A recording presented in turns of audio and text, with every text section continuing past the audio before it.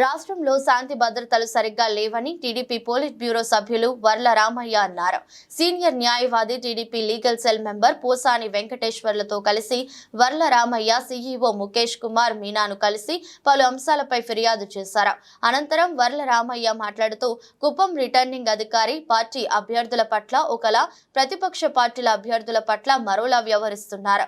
కుప్పం నియోజకవర్గంలో సోమవారం నాడు వైసీపీ ఎమ్మెల్యే అభ్యర్థి భరత్ నామినేషన్ వేసే ప్రక్రియలో ఆయన భార్య వాహనాన్ని నేరుగా లోపలికి ఎలా అనుమతిస్తారో, వైసీపీ నాయకులు చట్టాన్ని ఉల్లంఘించి వాహనాలతో సరాసరి లోపలికి ఎలా వస్తారో, దీనిపై విచారణ జరిపి ఎన్నికల నియమావళిని ఉల్లంఘించిన వారిపై చర్యలు తీసుకోవాలని తెలిపారు.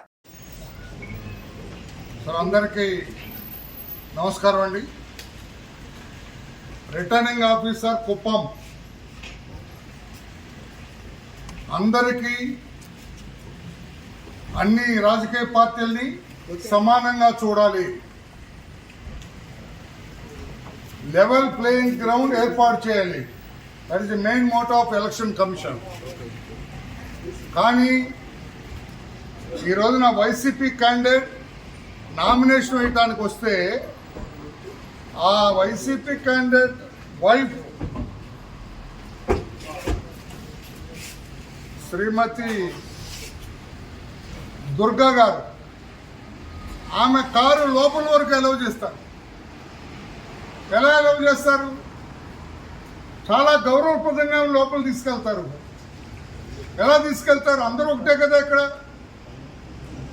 చంద్రబాబు గారు వచ్చినా ఒకటే, జగన్మోహన్ రెడ్డి గారు వచ్చినా ఒకటే, అందరినీ ఒకేలాగా ట్రీట్ చేయాలా?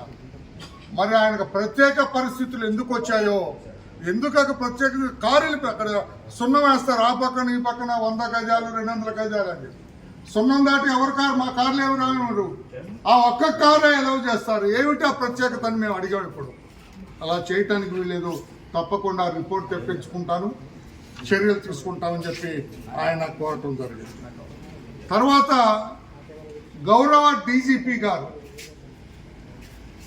వారు డీజీపీ అవటమే ఒక ప్రత్యేక పరిస్థితుల్లో డీజీ కుర్చీలో కూర్చున్నారని అందరికీ తెలుసు.